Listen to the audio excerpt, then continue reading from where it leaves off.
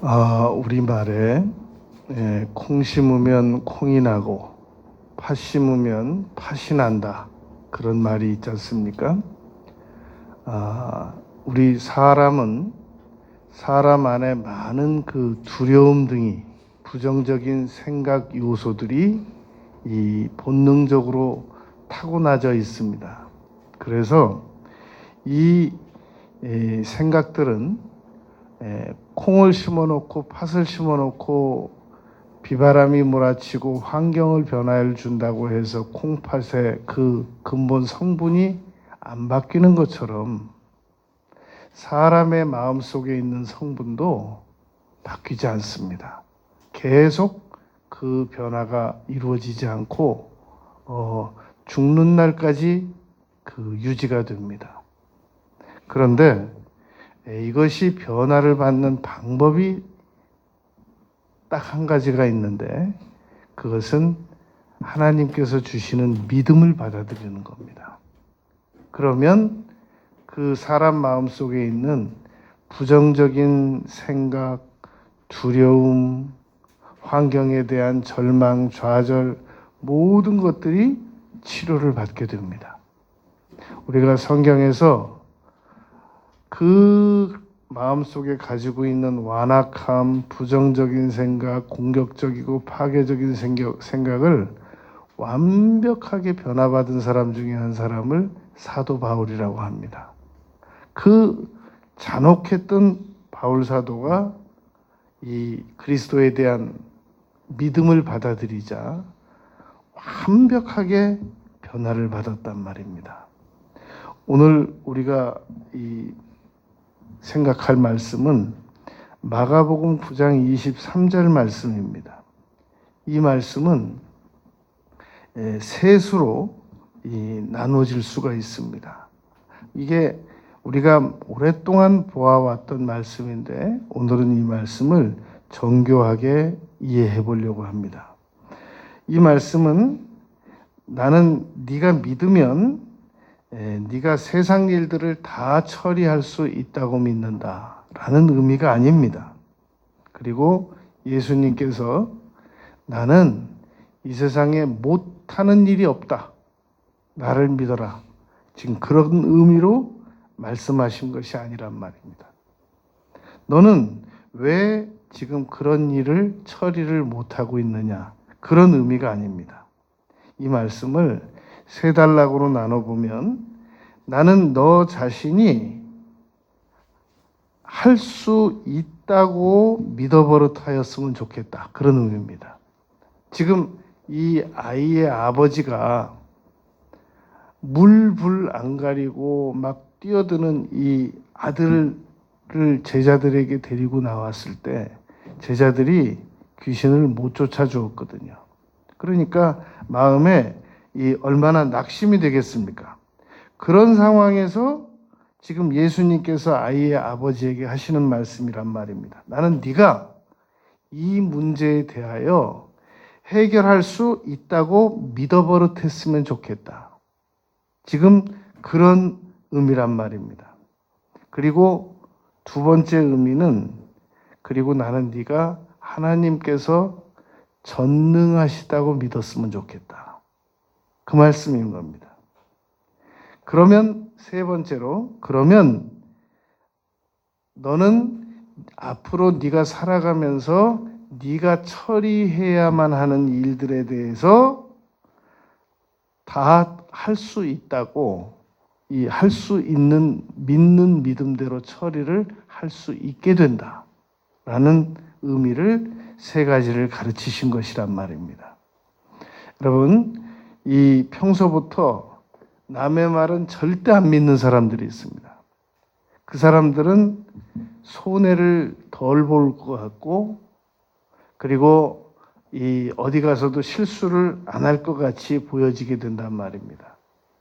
그래서 어떤 손해도 안 보게 될 것 같다는 생각이 듭니다.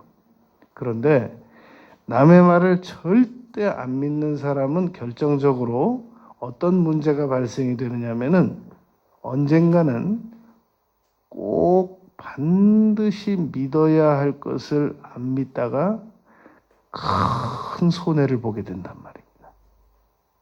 그러니까 지금 예수님께서 이 말씀에서 세 가지를 아이의 아버지에게 전달하고 있단 말입니다. 나는 네가 이 일을 할 수 있다고 믿었으면 좋겠다.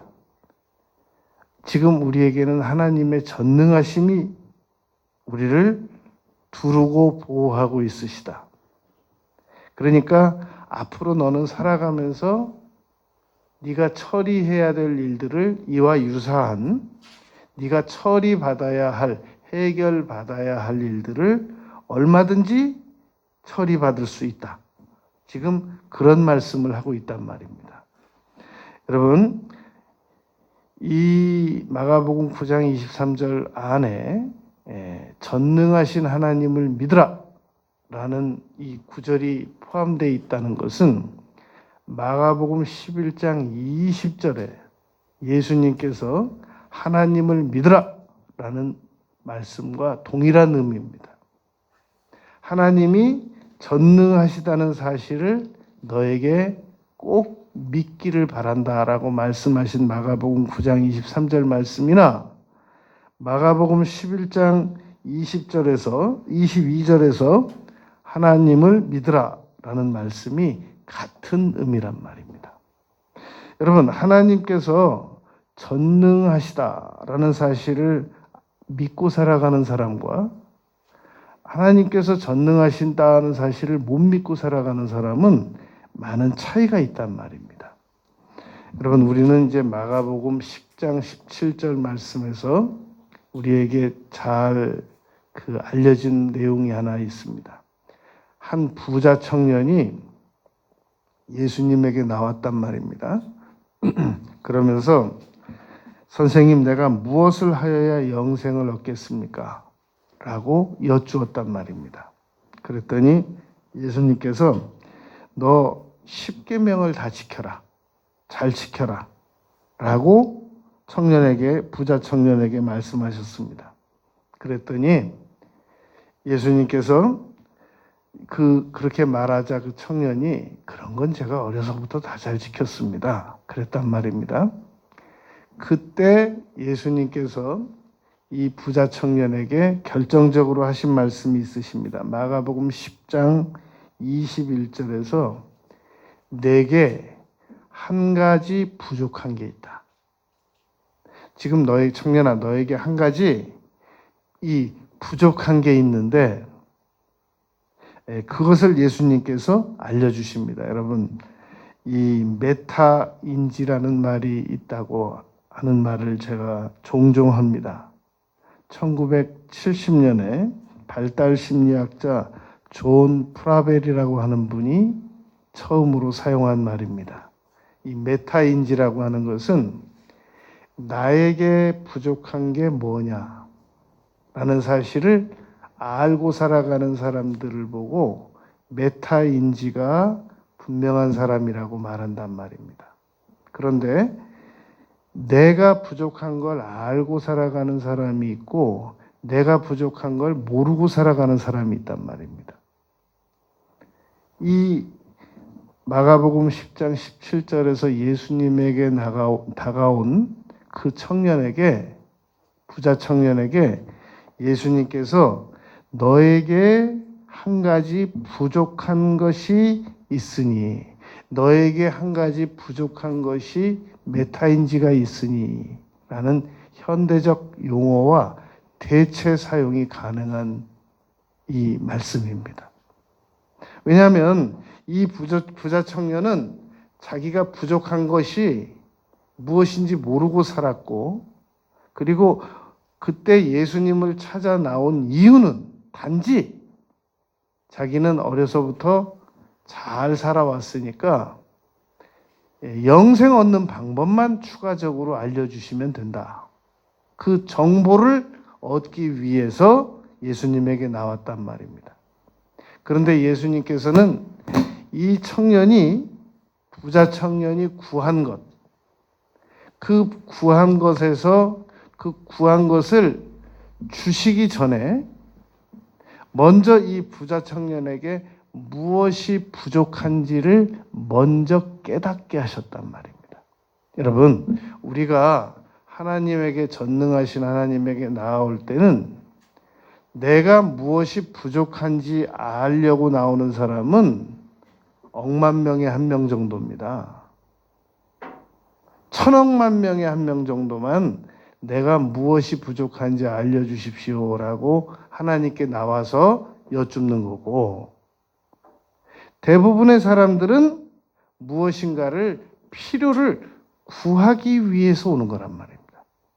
제가 필요한 걸 받고 싶습니다. 그래서 나오는 거란 말입니다. 나오게 되는 것이란 말입니다. 그럴 때 오늘 이 마가복음 10장 21절에는 아주 그 중요한 구절이 하나 있습니다. 예수께서 그를 보시고 사랑하사라는 단어가 있습니다. 사랑하사. 지금 영생을 달라고 나온 청년에게 10계명을 지켜라. 그러니까 그런 건 어려서 다 지켰습니다. 그랬더니 이 청년이 너에게 한 가지 아직도 부족한 것이 있다라는 것을 예수님께서 청년에게 가르쳐 주시기 바로 전에 그 앞에 사랑하사라는 구절이 있단 말입니다. 여러분, 우리는 내가 부족하면 사람들에게 버림받을 줄로 압니다. 그래서 없어도 있는 척하고 몰라도 아는 척하고 약한 모습을 보이지 않기 위해서 어떤 경우는 병들어도 병도 숨기고 막 그런단 말입니다. 그런데 사랑은 그래서 받는 게 아니거든요. 사랑은 부족해도 긍휼히 여기시는 하나님께서 우리를 사랑하신단 말입니다. 여러분, 너에게 부족한 것이 믿음이야 라고 지금 마가복음 9장 23절에서 예수님께서 아이의 아버지에게 가르쳐주고 계시는 겁니다. 할 수 있거든이 무슨 말이냐? 믿는 자들에게는 능히 하지 못할 일이 없느니라. 이 말씀을 세 가지로 나눠가지고 지금 아이의 아버지에게 예수님께서 반드시 전달하고 싶으신 내용이 네가 부족한 건 믿음이야 라는 걸 알려주고 싶어 하신단 말입니다. 그러니까 오늘 우리가 마가복음 9장 23절을 세 수로 나눠서 이해해야 됩니다라는 얘기를 제가 오늘 설교 끝날 때까지 반복해서 여러 번 말씀드릴 거란 말입니다. 오늘 이 말씀만 우리가 분명하게 깨닫고 믿게 되면 남은 생애를 살아감에 있어서 굉장한 힘이 됩니다. 성공할 수 있는 아주 결정적 자원이 될 수 있단 말입니다. 오늘 설교가 끝나기 전까지 이 말씀을 다 암송까지 할 수 있다고 그러면 너무 좋겠단 말입니다. 여러분, 할 수 있거든이 무슨 말이냐? 이 말씀은 세 수로 나누어지는데 하나는 나는 네가 매사에 할 수 있다고 믿었으면 좋겠어. 그게 첫 번째 예수님의 바르심입니다. 지금 이 아이의 아버지는 그 전절에서 9장 22절에서 무엇을 하실 수 있거든이라고 여쭈었거든요.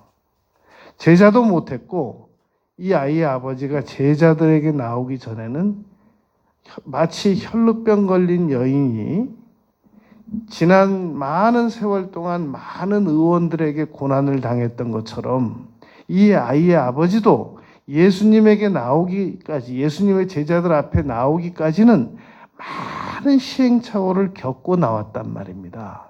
그러니 뭐가 제대로 믿어지겠습니까? 그런데도 불구하고 예수님께서는 할 수 있거든이 무슨 말이냐? 믿는 자들에게는 능히 하지 못할 일이 없느니라 라고 아이의 아버지를 마치 꾸짖듯이 말씀하셨단 말입니다. 그러나 이것은 꾸짖은 것이 아니고 나는 네가 할 수 있다고 믿는 사람이 되었으면 좋겠어 라고 지금 말씀하시는 것이란 말입니다. 그리고 두 번째로 예수님께서 말씀하시는 것은 나는 네가 전능하신 하나님을 믿는다는 전제하에서 매사에 무슨 일이든지 할 수 있다고 믿는 사람이 되었으면 좋겠어 라는 그런 의미란 말입니다. 그러면 세 번째로 너는 앞으로 남은 생애를 살아감에 있어서 네가 처리해야만 하는 일들, 그 일을 반드시 할 수 있단 말이다 라고 지금 세 가지를 말씀하고 있단 말입니다. 여러분, 이 아이의 아버지는 그동안 너무 절망적으로 실망 가운데서 살아왔기 때문에 자신이 그 일을 처리받을 수 있다, 해결받을 수 있다라고 믿기에는 너무 많은 괴리가 있었고 어려움이 있었단 말입니다. 그러나 지금 예수님은 세상 의원도 아니시고 예수님은 하나님이시란 말입니다. 그러므로 아이의 아버지에게 충분히 이 요구하실 수 있는 것을 요구하고 계시는 겁니다. 너는 이 일을 처리할 수 있다고 믿어라. 여러분, 많은 학부모들이 그렇게 말합니다. 자기 자녀를 말할 때, 우리 애가 머리는 좋은데 공부는 못한다고 그렇게 말한단 말입니다. 우리 아이는 머리가 나빠서 뭘 공부를 못해요. 이렇게 말하는 부모는 아직까지는 제가 만나본 적이 없어요. 우리 아이는 굉장히 머리도 좋고, 제가 머리는 좋은데 공부를 안 한다고 그런단 말입니다. 무슨 말이냐면은 이 일을 해결할 수 있다고 못 믿는 겁니다. 그러니까 우리는 살아가면서 많은 어려움을 만나거든요. 이런 어려움, 저런 어려움, 많은 어려움을 만나는데 그때마다 이 일은 해결할 수 있다라고 믿어야 됩니다. 여러분, 그런 말을 들어본 적 있습니까? 들으면 기억날 겁니다. 당신은 이 일을 할 수 있다. 왜냐하면 당신은 이 일을 해야만 하기 때문이다. 저는 이 말을 청년 때부터 들었거든요. 그런데 그게 의미를 알 수 있을 것 같기도 하고 모를 것 같기도 하고 그게 벌써 한 30년 전에 들었는데도 이게 의미가 잘 이해가 안 됐었단 말입니다. 그런데 마가복음 9장 23절 말씀을 분명히 이해하면서 그 말씀이 무슨 말인지를 명확하게 저는 깨달은 적이 있었습니다. 당신은 이 일을 할 수 있어. 왜냐하면 당신은 이 일을 해도 되고 안 해도 되는 게 아니라 해야만 하기 때문이야. 라는 말이란 말입니다. 여러분, 우리는 세상 일을 다 처리할 수 없습니다. 지금 할 수 있거든요. 무슨 말이냐? 믿는 자들에게 능히 하지 못할 일이 없느니라는 말씀은 너는 세상에 무슨 일이든지 다 할 수 있어. 그런 의미가 아니란 말입니다. 사람은 할 수 있는 일이 있고 할 수 없는 일이 있습니다. 그러니까 지금 예수님께서 할 수 있거든요. 무슨 말이냐? 이 말은 네가 처리할 수 있는 일, 네가 반드시 처리해야만 하는 일들의 범위 내에서는 반드시 할 수 있다고 믿어라. 왜냐하면 하나님은 전능하신 하나님께서 너를 지원하실 것이기 때문이다 라는 말입니다. 여러분, 하나님께서는 내가 해야 될 일이 아닌 일은 초등학생 힘으로 할 수 있는 일도 안 도와주십니다. 그 일이 비록 초등학생이 처리할 수 있는 일임에도 불구하고 그게 나를 통해서 하나님께서 하실 일이 아닐 때는 오히려 어긋나게 하신단 말입니다. 하나도 해결을 못한단 말입니다. 그러나 이 일을 하나님께서 나에게 맡겨주셨고 내가 해야만 하는 일일 때는 전능하신 하나님께서 지원을 하십니다. 그러니 여러분, 이 말씀이 얼마나 우리에게 위로가 되겠느냐 말입니다. 창세기 17장 1절에 보면은 아브라함이 99세 때에 나타나신 하나님께서 나는 전능한 하나님이다 라고 말씀하셨단 말입니다.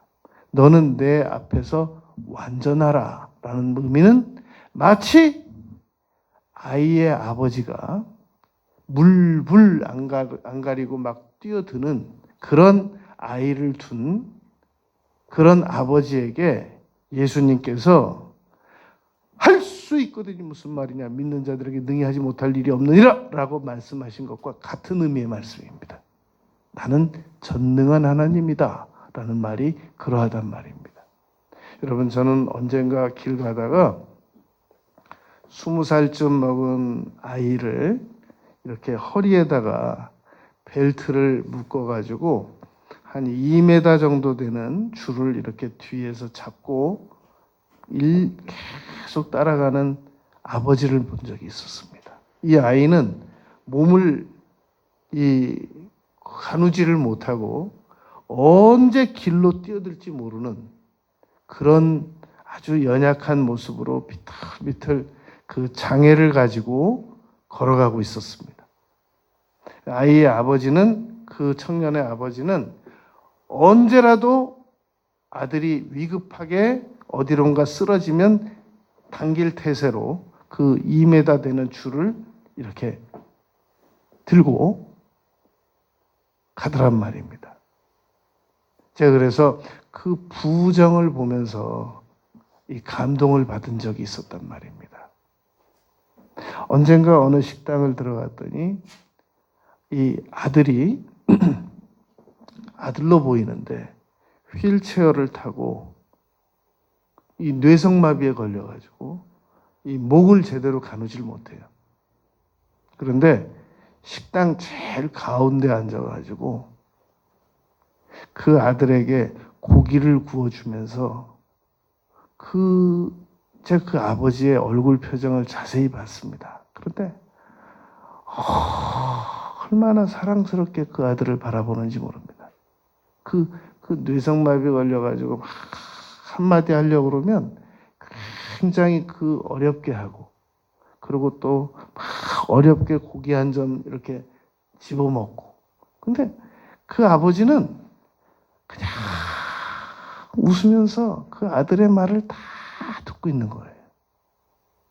여러분, 이 아이의 아버지가 물불 안 가리고 막 뛰어드는 그런 아이의 아버지란 말입니다. 오늘 본문을 마가복음 9장 이 전체 내용을 살펴보면 그런 내용이거든요. 14절부터 보면은. 그런데 이 아이의 아버지가 예수님 앞에 나와서 결정적으로 9장 22절에서 무엇을 하실 수 있거든? 이라고 물었단 말입니다. 그렇다면 만약에 세상 심리학자나 세상 의원들 같으면 이 아이의 아버지에게 무엇이라고 말할 수 있었겠느냐는 겁니다. 그런데 예수님께서는 세 가지로 말씀하셨단 말입니다. 하나, 나는 네가 이 문제를 해결할 수 있다고 믿었으면 좋겠다. 왜냐하면 두 번째, 우리에게는 전능하신 하나님이 지원하실 것이기 때문이다. 세 번째, 나는 네가 이 일을 해결받고 나서도 앞으로 세상 일이 전부 다가 아니라 네가 반드시 처리해야 되는 문제들에 대해서만큼은 할 수 있다고 믿기를 바란다. 라고 예수님께서 말씀하신 내용이 오늘 이 마가복음 9장 23절의 핵심이란 말입니다.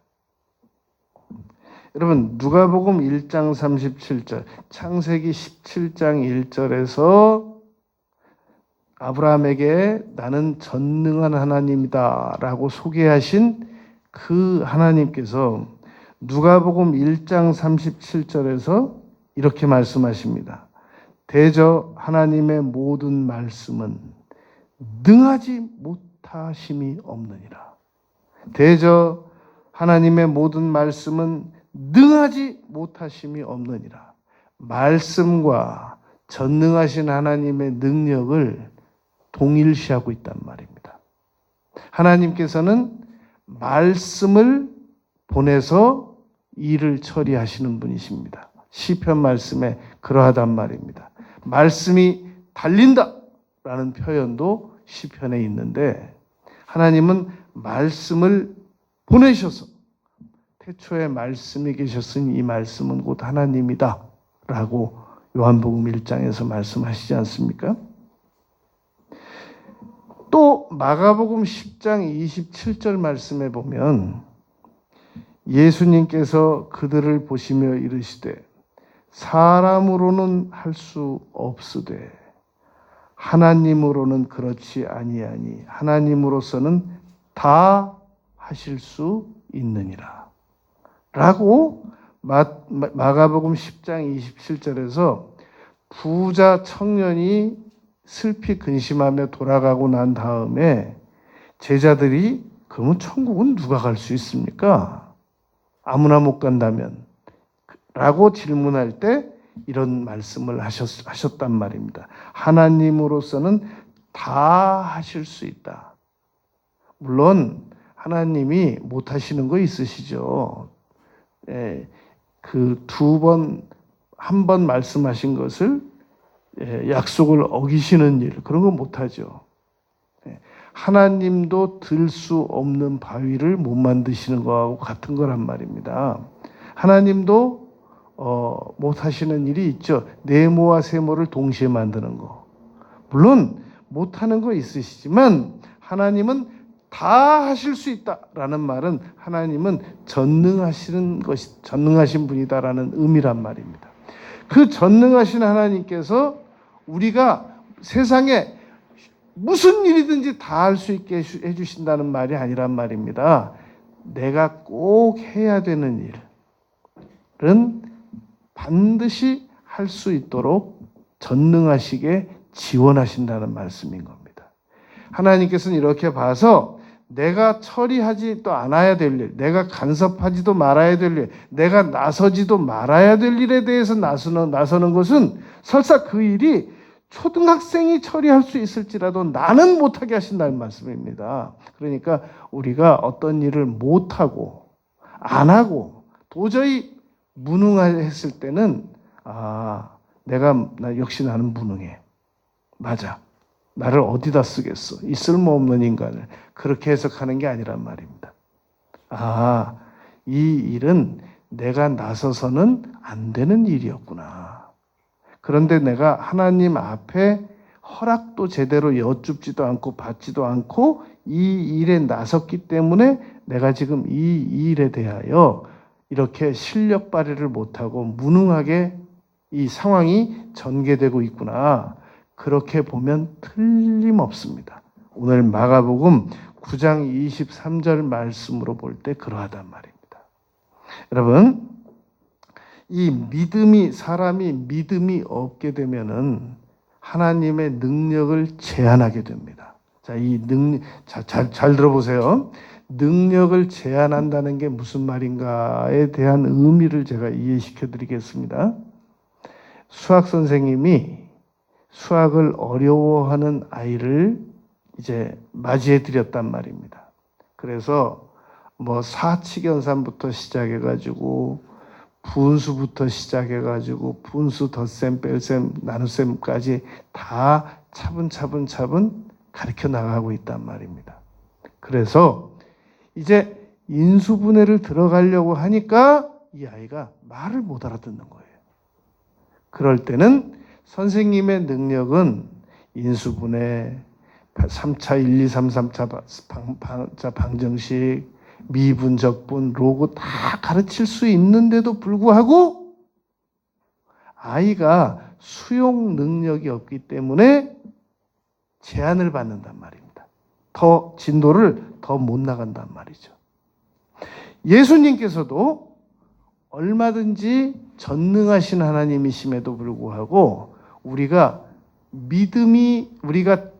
치러야 할 믿음이 부족하게 되면은 더 이상 진도를 못 나가신단 말입니다. 그 말이 마가복음 6장 5절 6절 말씀입니다. 거기서는 아무 권능도 행하실 수 없어 다만 소수의 병자에게만 안수하여 고치실 뿐이셨고 그들이 믿지 않음을 이상히 여기셨더라. 왜 안 믿을까? 왜 못 믿을까? 라고 이상하게 여기셨다는 말입니다.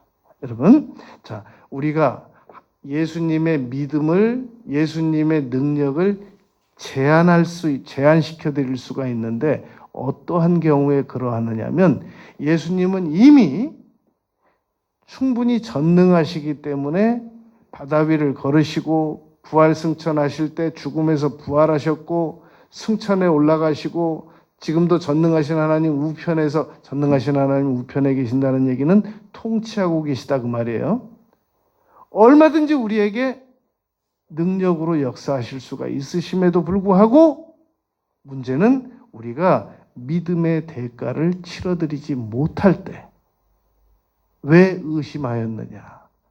바닷물 속에 빠진 베드로를 건져주시면서 왜 의심하였느냐? 우리가 믿음의 대가를 제대로 치르지 못할 때 그때 예수님께서 앞으로 더 진도를 나가실 수가 없으시다는 말입니다. 여러분 오늘 마가복음 9장 23절 말씀은 세 단락으로 세 문장으로 분리시켜서 생각을 할 수가 있습니다. 나는 네가 그동안 많은 의원들과 많은 여러 곳을 다니면서 물불 안 가리고 뛰어드는 그 아이 자녀를 위해서 고생한 거는 안다.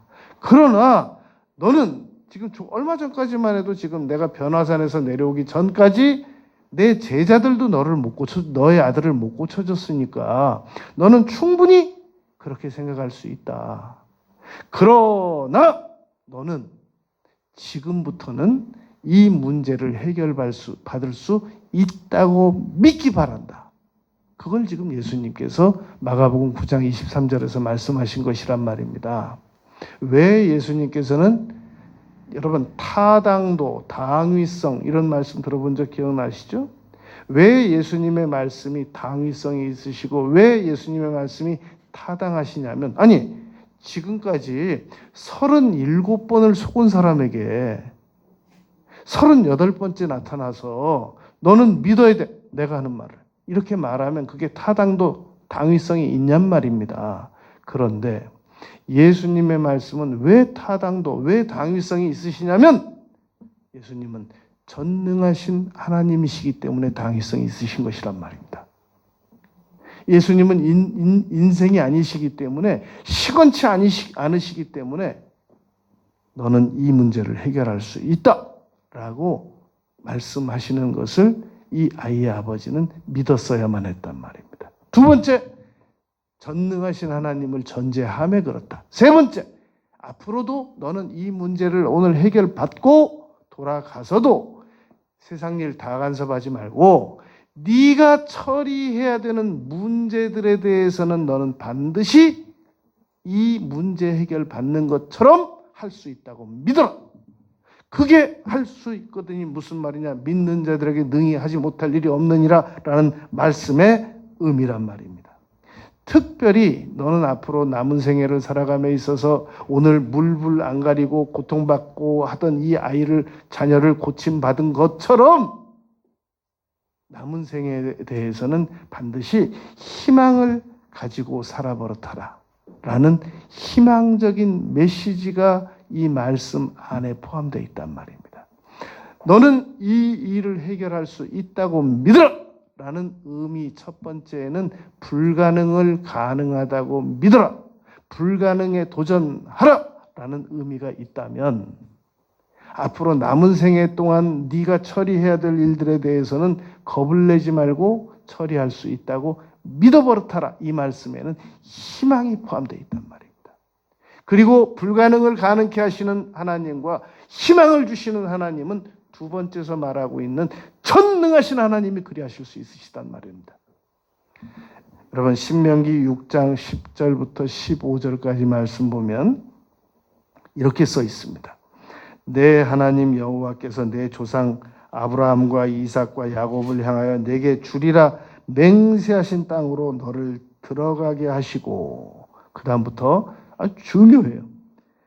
네가 건축하지 않은 크고 아름다운 성읍을 얻게 하실 것이고 그러니까 하나님께서 가라고 하시는 땅으로 네가 들어가게 되면 하나님께서 가라고 하시는 땅으로 가지도 않았는데 이런 일이 일어난다는 말이 아니란 말입니다. 하나님께서 지시하는 곳으로 네가 갔을 때 어떤 일이 발생되느냐면은 네가 첫째 네가 건축하지 않은 크고 아름다운 성읍이 얻어지고, 두 번째, 네가 채우지 아니한 아름다운 물건이 가득한 집을 얻게 되고, 세 번째, 네가 파지 아니한 우물을 차지하게 되고, 네 번째, 네가 심지 아니한 포도원과 감람나무를 차지하게 되고, 다섯 번째, 네가 배불리 먹게 된다.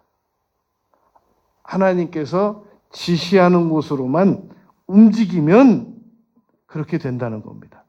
단 그렇게 됐을 때, 그런 다섯 가지를 얻었을 때 네가 반드시 지켜야 될 일이 있는데, 그것은 첫째는 하나님을 경외하는 거, 두 번째는 우상 섬겨서 하나님 배반하지 않는 거. 이 두 가지 조건만 갖추어지면 너는 성읍, 아름다운 물건 가득한 집, 파지 아니한 우물, 심지 아니한 포도원, 감람나무, 배불리 먹을 수 있는 인생을 살아갈 수 있다. 이 희망적인 메시지란 말입니다. 이런 희망적인 메시지가 마가복음 9장 23절을 세 수로 나눴을 때, 첫째, 너는 이 일을 할 수 있다고 믿어라. 너를 지원하시는 분은 전능하신 하나님입니다. 세 번째, 네가 어디로 가서 무슨 일을 하든지 앞으로 너는 그 문제를 해결할 수 있다. 왜냐하면 신명기 6장 10절 15절 말씀처럼 하나님께서 우리에게 지원하실 것이기 때문에, 예비하신 것들이 있으시기 때문에 그러하단 말입니다. 여러분, 사람은 아무리 낙심되고 좌절된 사람들을 우리가 만났을 때 그러하더라도 그 사람에게 희망만 주면 살아납니다. 우리는 너무 낙심되고 좌절되고 더 이상 자기 개발을 위해서 아무 노력도 안 하고 무기력해져 있고, 저는 병원 가니까 우울증이래요, 뭐 이런 사람들을 만난단 말입니다. 그럴 때 여러 방법을 동원해서 그 사람을 지금보다 더 이 위로하고 활동성 있게 만들어 보려고 하지 않습니까? 한번 다 해보세요. 저도 여러분 수십 년 동안 그 일을 한 사람이에요. 그런데 어떤 방법으로도 안 됩니다. 딱 한 가지 방법이 있는데 희망을 주는 거예요. 그런데 희망만 주어가지고는 사람이 금방 이 무기력할 때 링거 주사 뭐 영양제 하나 맞고 또 그거 사용되면은 없어져 버리는 거하고 똑같은 현상이 나타납니다. 그래서 희망의 믿음을 심어줘야 됩니다. 희망과 믿음. 그럼 믿음은 어떻게 심어주느냐? 할 수 있거든요. 무슨 말이에요?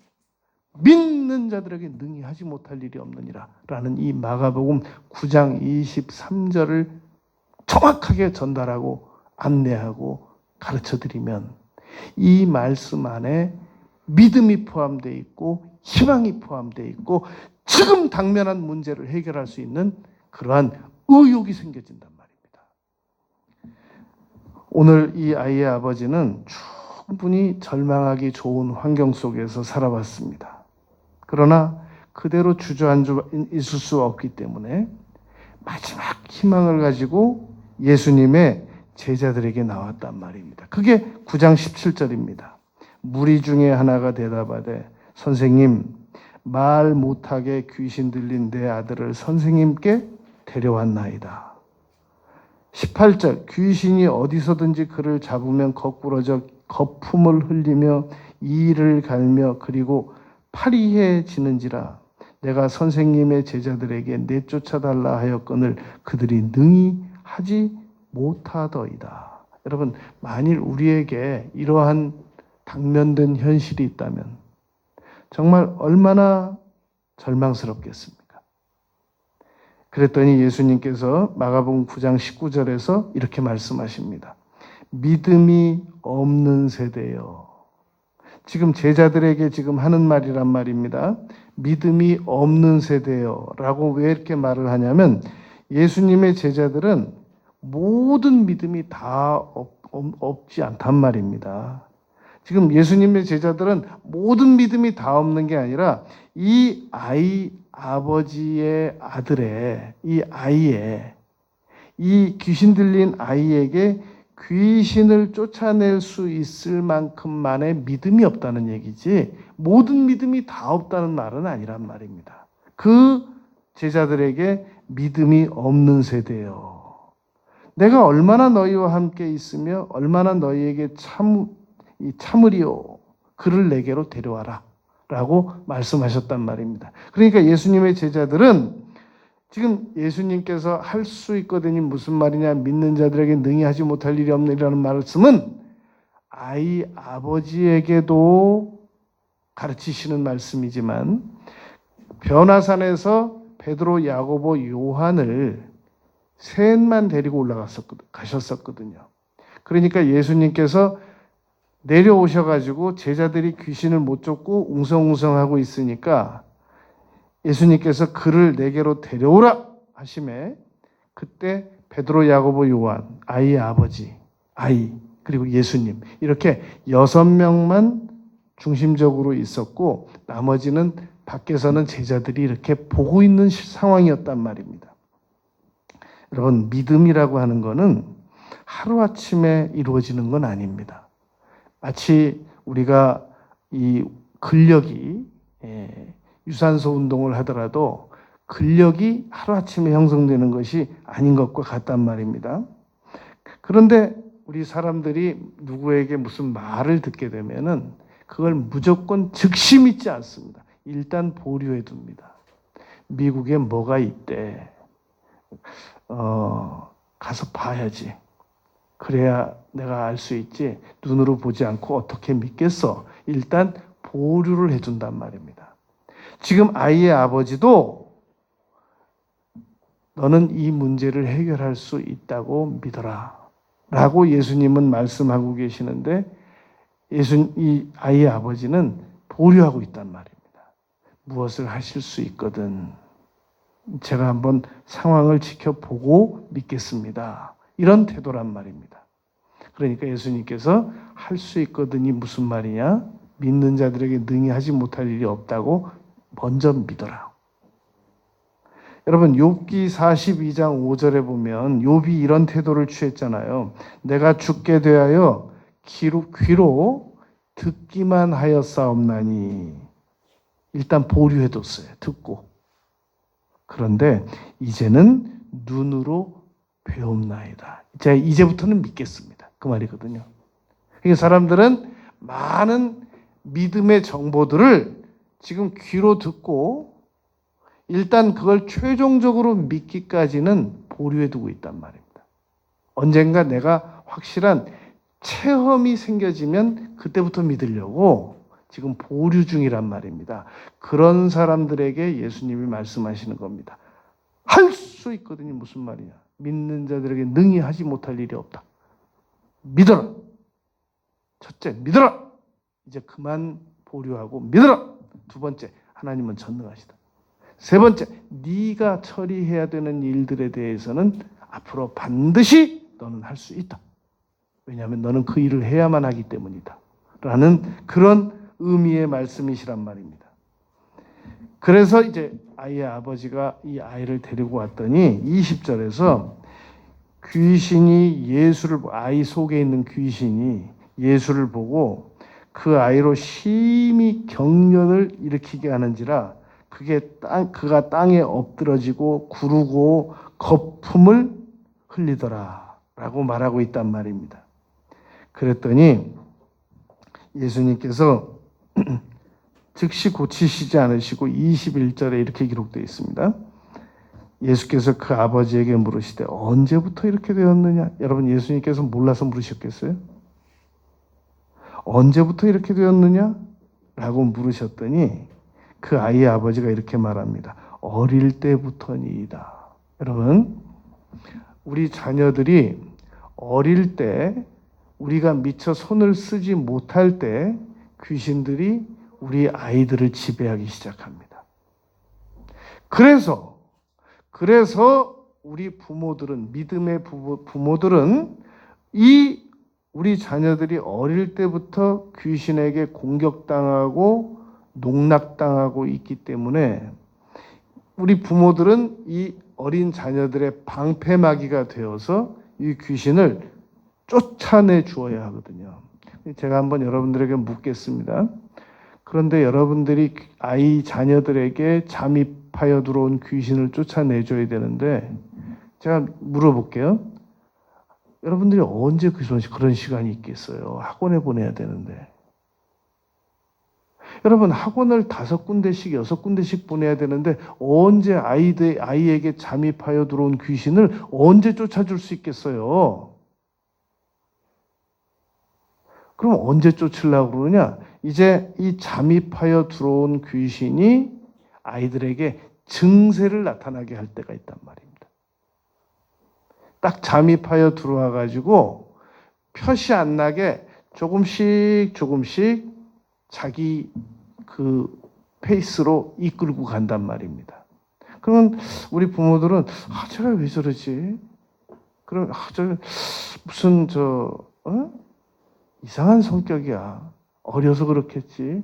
괜찮겠지.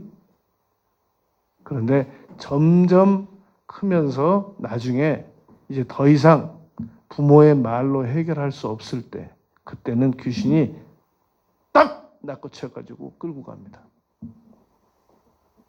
어떻게 하시겠어요? 이 아이의 아버지는 아이가 워낙 거세게 막 땅에서 구르고 거품 흘리고 막 물불 안 가리고 들어가니까 예수님에게 치료를 받기 위해서 해결받기 위해서 희망을 가지고 나와서 그나마 이렇게 해결을 받을 수 있었단 말입니다. 문제는 증세를 이렇게 나타내지 않고 나중에 자기가 혼자 독립했을 때 부모가 전혀 관여하지 못할 때 그때 증세를 드러나는 귀신들이 많단 말입니다. 왜냐하면 이미 우리 자녀들에게 잠입하여 들어왔어요. 언제 들어왔냐면 어릴 때부터니이다. 어떻게 하시겠어요? 그때 다 큰 애를 어떻게 잡아주시겠어요? 여러분 제가 자녀를 둘이나 키워본 사람이에요. 그런데 이제 자녀들을 5살, 7살, 10살, 15살, 20살 이렇게 키운 그 엄마 아빠들은 저의 경험을 잘 귀담아 듣지 않는 경향이 있어요. 제가 몇 가지를 얘기할게요. 어느 날 정신 차리고 보면 애들이 30살이 넘어 있어요. 제 말을 믿으세요. 저도 여러분 내 아이들이 3살, 5살 먹을 때 찍은 사진을 제 핸드폰에 지금도 가지고 다니고 있어요. 제 핸드폰 표지에 제일 먼저 뜨는 게 윤진이 승원이 3살, 5살 때 찍은 사진이에요. 저도 애들을 3살, 5살 때 키워본 사람이에요. 제가 한 가지 확실한 걸 말씀해 드릴게요. 어느 날 정신 차리고 보면 30살이 넘어 있단 말입니다. 언제 귀신을 쫓아줄 거냔 말이죠. 딱 봐서 반사회적이고 반지성적이고 반가정적이고 거역적이고 그럼 귀신 맞는 거예요. 바람은 눈에 안 보이지만 나무가 흔들리면 바람이 있는 거예요. 공기 눈에 안 보이지만 사람이 무사히 생명이 살아나가고 있는 건 공기 있는 겁니다. 카톡이 무슨 눈에 보여서 들어오고 문자가 무슨 눈에 보여서 들어오고 메일이 무슨 문자가 보여서 들어오고 무슨 핸드폰이 눈에 뭐가 보여서 걸립니까? 눈에 안 보이는 것들이 세상에 많이 있단 말입니다. 눈에 안 보이는 것들 중에 하나가 귀신이란 말입니다. 그 귀신이 계속해서 개인을 괴롭히고 가정을 괴롭히고 조직을 괴롭히고 힘들게 한단 말입니다. 믿어야 돼요. 여러분 믿음이라고 하는 것은 믿기가 쉬울 것 같지만 믿는 것처럼 어려운 게 없습니다. 그래서 근력이 생겨야 되는 것처럼 보류한단 말입니다. 이건 내가 믿긴 믿어야 되는데 뭐 성경이 그렇다니까. 그런데 그리고 계속 미루어 둔단 말입니다. 오늘 예수님 말씀입니다. 할 수 있거든요. 무슨 말이냐? 믿는 자들에게 능히 하지 못할 일이 없느니라. 첫 번째, 그만 미뤄라. 믿어라. 이제 믿어라 그 말이에요. 그리고 전능하신 하나님이 지원하신다. 이 일은 네가 처리해야 돼. 왜냐하면 이 일은 네가 해야 되는 일이기 때문에 너는 이 일을 할 수 있어. 라고 해서 우리는 마가복음 16장 17절에 너희가 내 이름으로 귀신을 쫓고 라는 말씀을 가지고 믿고 명령해야 됩니다. 여러분 하루에 팔굽혀펴기 100개 하면 좋은 거 아시죠? 건강에. 그런데도 미루다가 지금 우리가 못하고 있잖아요. 하루에 예수님 이름으로 귀신을 100번씩만 쫓아내면 여러분 송아지 때부터 하루에 한 번씩 들어올리면 황소가 돼도 들어올린다고 그러잖아요. 들 수 있다고 그러잖아요.